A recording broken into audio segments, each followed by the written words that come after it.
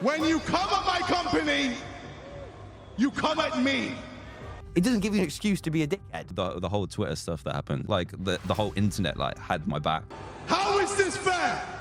Mate, he's been crying for like 2 weeks straight, and you come in and just like, I have a great life. Well. Unlike KSI, it seems DanTDM knows how to land the final blow.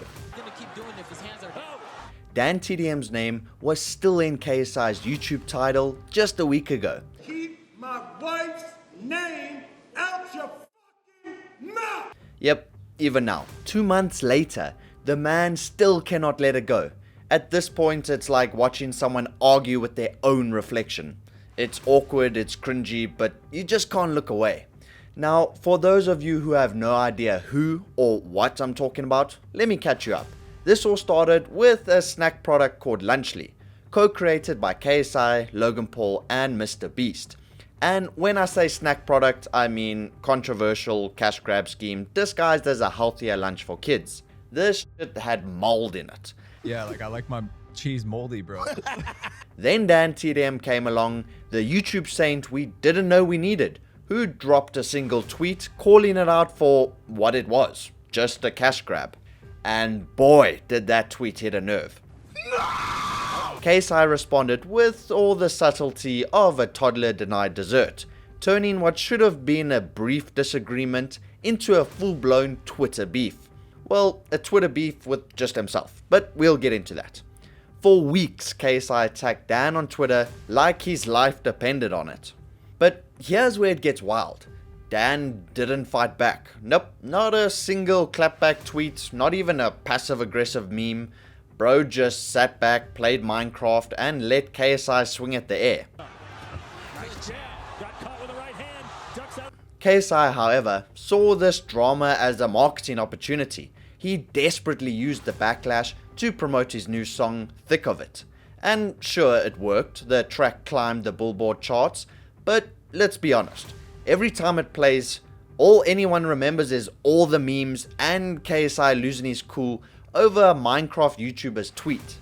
Now, 2 months later, Dan has finally broke his silence. And by broke his silence, I mean he casually mentioned the drama on a podcast called Shut Up I'm Talking, hosted by Tommy Innit and Jack Manifold. Dan mentioned that he didn't even realize the internet respects him that much. Tom speaks highly of your aura. I really do. Well, yeah, with the whole Twitter stuff that happened, the aura was quite strong.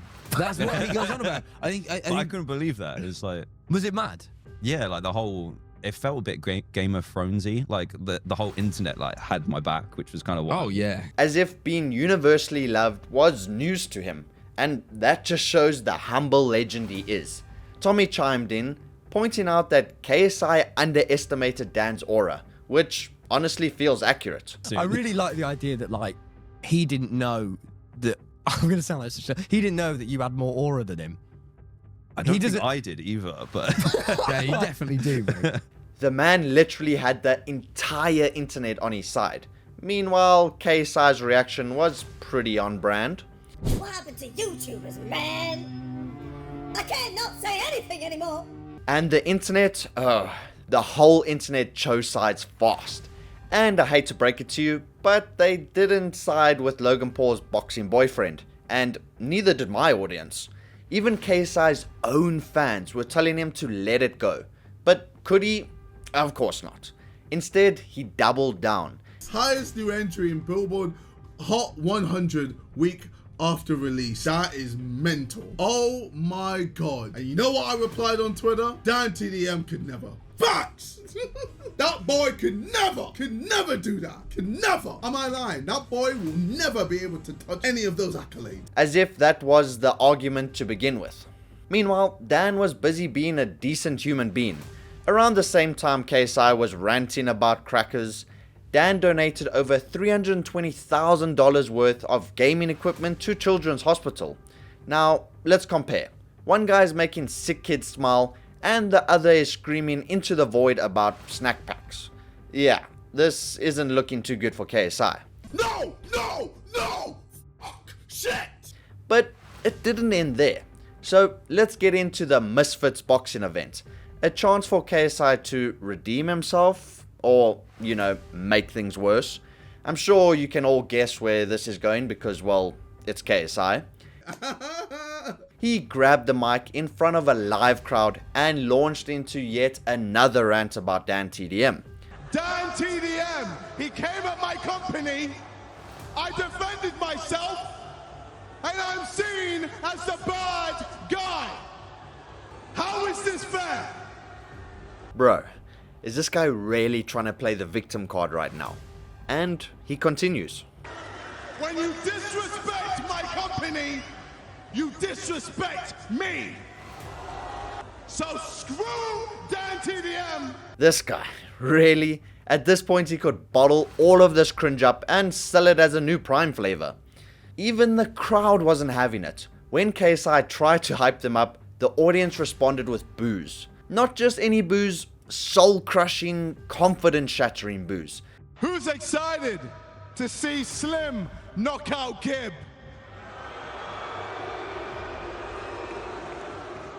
It was like the universe itself was telling KSI to take a seat. But to make things worse, and even more soul-crushing, let's not forget the whole scandal surrounding Lunchly. This product was roasted online for having moldy cheese. Yes, mold. As in, we're one step away from biohazard signs. But instead of addressing these health concerns, KSI poured all his energy into attacking Dan, because apparently the real danger to Lunchly isn't the cheese, it's constructive criticism. But speaking of questionable products, let's not overlook Prime, the energy drink KSI co-created with Logan Paul. Between lawsuits for alleged harmful chemicals and congressional investigations into its caffeine content, it's been a rough year for Prime. And speaking of Logan Paul, his reputation isn't exactly squeaky clean in this scenario either. Remember when he tried to sue CoffeeZilla for exposing his crypto scam? Or when he used his wife's pregnancy to promote Lunchly? Yeah, these two are like Batman and Robin for bad PR decisions. But now that we've got those clowns out the way, back to the real MVP here, DanTDM. What's so impressive about Dan is his refusal to stoop down to KSI's level.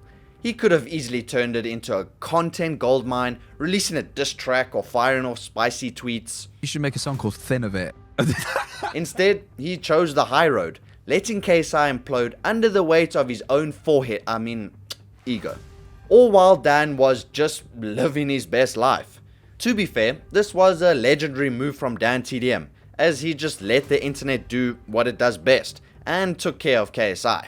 But in saying all of this, KSI obviously won't admit that he was in the wrong. Instead, he claimed that he was stirring the pot on purpose. Nah, honestly, I just tweeted it because I knew it's going to piss a lot of people off. It's going to piss off his fans. Oh my god, it's just one tweet. Yeah, cool, whatever. You're still biting.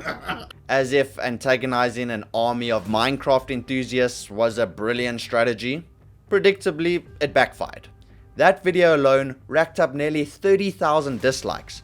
A clear sign that even KSI's audience is over it. Because what KSI failed to realize is that DanTDM isn't just a YouTuber, he's an icon. For millions of people, Dan represents a simpler time, a beacon of positivity in the chaos of the internet. Going after him felt like attacking childhood itself, so the backlash was swift and brutal.